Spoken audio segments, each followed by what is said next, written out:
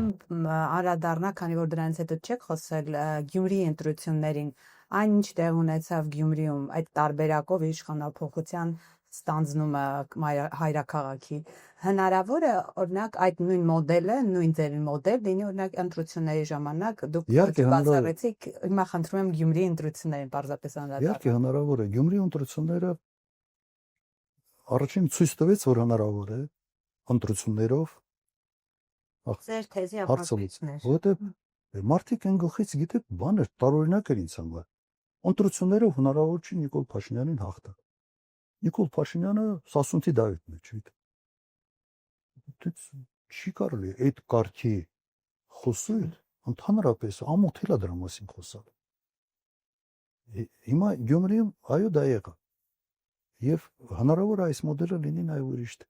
Ինչ վերաբերում է ապագային, ես ուղղակի համոզված եմ, որ այո հնարավոր է։